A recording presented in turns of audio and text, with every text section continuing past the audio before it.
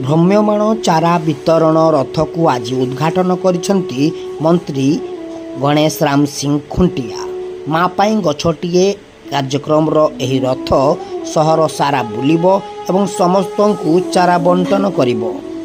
मोदींकर एही कार्यक्रम को उद्घाटन करी मंत्री कहिसेंती माँ पाई गछटिए कार्यक्रम द्वारा समस्तंक निकटरे गछ पहुँचबो एवं समस्ते गछ लगेइले दुनिया रे एक ऑक्सीजन रो अभाव रहिबो नाही।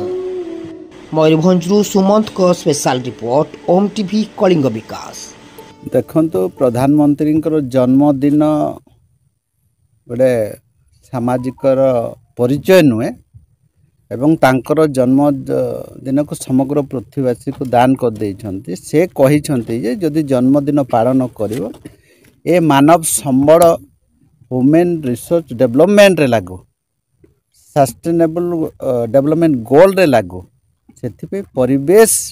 को अधिक अधिक आमे संरक्षण करवा कंजर्वेशन करवा संतुलित करवा ए दिगरे समग्र आमर भारतवासी को समग्र पृथ्वीवासी को आह्वान देइछन्ति। से आधार रे जंगल विभाग एवं समग्र ओडिशा सरकार माननीय मुख्यमंत्री निर्देश देइछन्ति तांकर जन्मदिन को लोकंकर सेवारे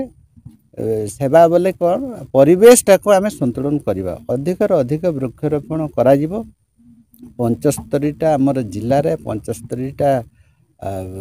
एनएसी एरिया रे 75टा ग्राम रे ए टाइप रो तांकर जन्मदिन जेहेतु 75 वर्ष अवसर पालन करुछन्ते देशवासी से तो निजे पाड़न्तिनी खाली आह्वान देइथिला मोर जन्मदिन को कौन सी बढ़िया कैंडल कि केक माध्यम न करिकी समग्र विश्व समग्र भारतवर्षर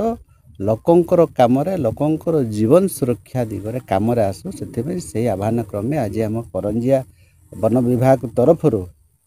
मोर डीएफओ आज शुभारंभ कर प्रत्येक ग्राम पंचायत को आमर 500 गछ जीव से वीडियो माने से गछ लगे से ग्राम पंचायत रे जो जो विभाग अच्छे से माने लगे फॉरेस्ट डिपार्टमेंट खुद आमर 75 लाख गछ लगेब अन्य विभाग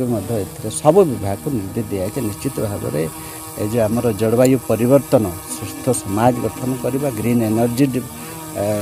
डेवलप करवा एवं ग्रीन कवर एरिया को अधिकार अधिक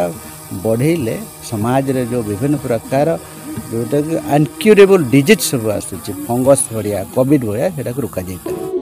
एही अवसर रे वृक्ष ही जीवन उपलब्धि भितरे समस्ते वृक्षरोपण करथिले एवं चारा बंटन रथ को